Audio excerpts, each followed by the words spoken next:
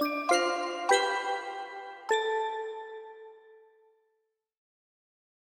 Now let us see this question. इसमें क्या दिया है देखो, ट्रायंगल दिख रहा है लेकिन क्वेश्चन को ठीक से पढ़ना है। वायर एलिमेंट है या ट्रायंगुलर ज्योमेट्री है, प्लेन है, लैमिना है, वो हमें ठीक से पहले पढ़ना है। तो क्या दिया है देखो, बहुत बार गड़बड़ क्या हो जाती है, इसके बाद हम लैमिनास के क्वेश्चन भी सॉल्व करेंगे, सही है ना। तो इस टाइप का क्वेश्चन देखने के बाद हमें लगता है कि ये लैमिना है, एक प्लेन है, और इसको सॉल्व करना शुरू कर देते हो उस मेथड से जो आगे पढ़ेंगे, तो वो गलत हो जाता है। उसको ठीक से पढ़ना है, ये लैमिना है या वायर है। तो यहाँ पे क्लियरली लिखा है कि 3 होमोजीनियस वायर, क्या लिखा है, वायर है, तो उसका मेथड अलग रहेगा, फॉर्मूला अलग रहेगा। Is bent as shown in figure, determine the location of its centroid with respect to ए।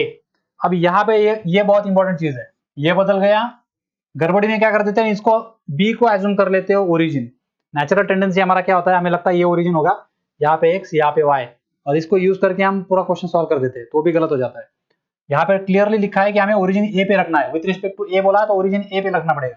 तो जैसे ही मैं ओरिजिन ए पे रख देता हूं तो मेरा एक्स एक्सिस कहां पे जाएगा, ये मेरा एक्स एक्सिस हो जाएगा, और मेरा वाई एक्सिस ऊपर जाएगा। तो नीचे क्या आएगा, माइनस वाई आएगा, सही है। तो इस डायरेक्शन में क्या जाएगा, ये माइनस वाई के डायरेक्शन में जाएगा। क्लियर है। Now as I told you in the last question, क्या करते हैं हम लिस्ट करेंगे कितने एलिमेंट्स है इसमें, A B B C and C D, there are 3 elements. तो मैं उन तीनों एलिमेंट्स का नाम लिख लेता हूं, A B B C C D. उसके बाद इस तरह से हमने टेबल बना लेना है। फिर ये क्या रहेगा, लेंथ रहेगा, फिर ये क्या आएगा, एक्स कोऑर्डिनेट आएगा, एंड देन ये क्या आएगा, वाई कोऑर्डिनेट आएगा, और एक एक चीज को फिलअप करना है। तो पहला काम क्या करेंगे, लेंथ सारी लिख लेंगे। कितनी लेंथ आती है बताओ मुझे एबी की। एबी की लेंथ है 100 mm, तो इसको 100 लिख लो। फिर बीसी की कितनी है, 240 mm है, तो इसको 240 लिख लो। और सीडी की कितनी है, 260 है, तो 260 लिख लो। अगर यहाँ पे ये 260 ना देते हुए यहाँ पे एंगल दे देते, समझो ये थीटा दे देते कुछ, ये नहीं दिया रहता, तो उस थीटा को यूज करके हमें टैन को यूज करके हमें ये लेंथ निकालना पड़ता, साइन को या कॉस को, कोई भी यूज करके, साइन या कॉस कोई भी चलेगा, उनमें से यूज करके ये 260 निकालना पड़ता। कब, जब अगर लेंथ ना देते हुए एंगल दिया होता। अब दिया है, लेंथ दे दिया है स्ट्रेट वे, तो अभी इसको यूज करो, इसका समेशन निकाल लो कितना आता है, समेशन लेंथ कितना आता है, करो ये फटाफट, कितना आता है, 240, 340, 400, 500, 600 आएगा शायद, कितना आता है चेक करो, आई डोंट नो। ठीक है, अब हम क्या करेंगे, एक्स और वाई के वैल्यूज लिखने की कोशिश करेंगे। तो पहला एलिमेंट ऑब्जर्व करो, कौन है, ए बी। तो ए बी का एक्स डायरेक्शन में, ए बी एक्स डायरेक्शन में आगे बढ़ रहा हूँ क्या, मैं नहीं बढ़ रहा हूँ, कैसे पता चलेगा, पहले मुझे से सारे ये जो क्या बोलते हैं उसको, हम इनके जो सेंट्रॉइड जो है उनको लोकेट करो, सारे सेंट्रॉइड्स को क्या करो, लोकेट करो। ये वाला है यहाँ पे है, और ये यहाँ पे, उसके सेंटर पे आएगा हर बार, हर इसके सेंटर पे आ रहा है वो लाइन एलिमेंट है। तो ये आपका C1 ले लो, इसको BC को C2 दे देता हूँ, और AC को C3 दे देता हूँ, सही है। CD नहीं है वो, CA करना पड़ेगा इसको, ये गलत किया मैंने, CA करो उसको, सही है। तो इस तरह से मैंने C1 C2 C3 मार्क कर लिया। अब क्या करेंगे, एक्स डायरेक्शन में कितना जा रहा है C1, ये y एक्सिस के ऊपर है ना, तो एक्स डायरेक्शन में जाएगा ही नहीं आगे, तो x क्या आएगा, उसका 0 आएगा, वेरी सिंपल। y क्या आएगा बताओ मुझे अभी, बी केयरफुल, ये डिस्टेंस y आएगा आपका, कहाँ पे वो y, ये वाला डिस्टेंस कितना है, 50 है, लेकिन कहाँ पे जा रहा है वो, माइनस में जा रहा है, -50 नीचे जा रहा है ना वो, ओरिजिन से नीचे। हमारा ओरिजिन कहाँ पे है, यहाँ पे हमारा ओरिजिन है, this is your origin, point A is your origin, सही है। तो -50 लिखना पड़ेगा उसको एक्स डायरेक्शन में, सॉरी वाई डायरेक्शन में, -50 मतलब 50 नीचे जा रहा है। अब BC के बारे में सोचो, BC कहाँ पे है, यहाँ पे, उसका सेंट्रॉइड यहाँ पे, तो इसका x देखो, x कहाँ पे है, +x में जा रहा है, और कितना जा रहा है, 240 divide by 2, so this distance, ये डिस्टेंस कितना है,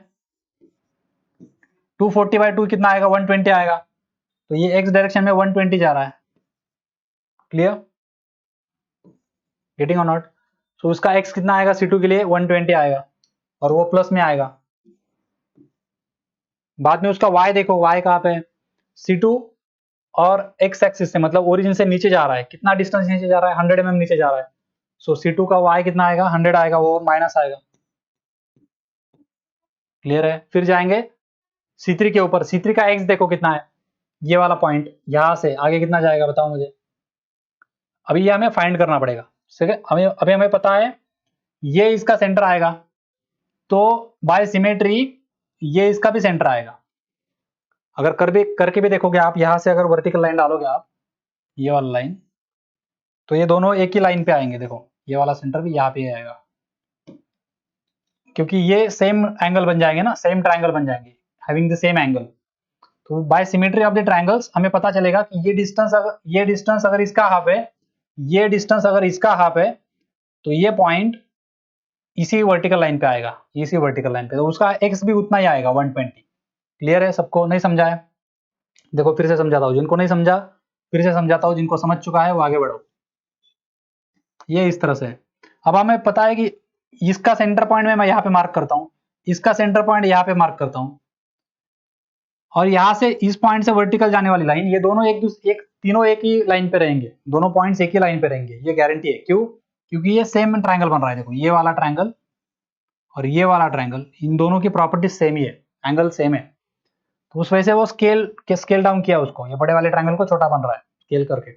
उस वजह से ये डिस्टेंस जो है, ये वर्टिकल डिस्टेंस सेम ही आएगा, इसके लिए भी वही रहेगा, इसके लिए भी वही रहेगा।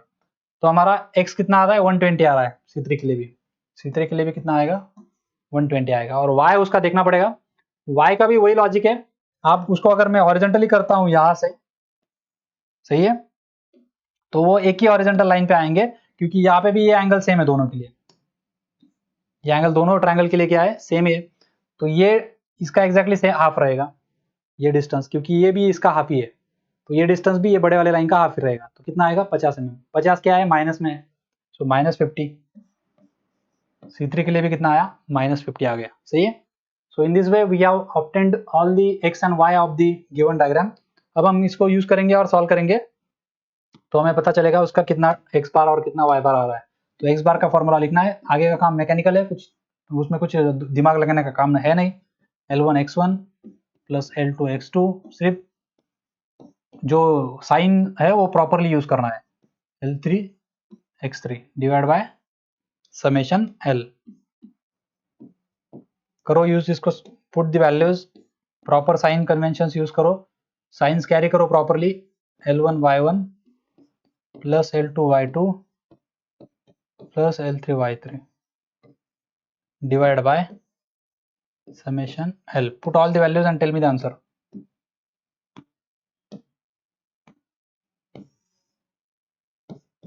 कितना आ रहा है बताओ?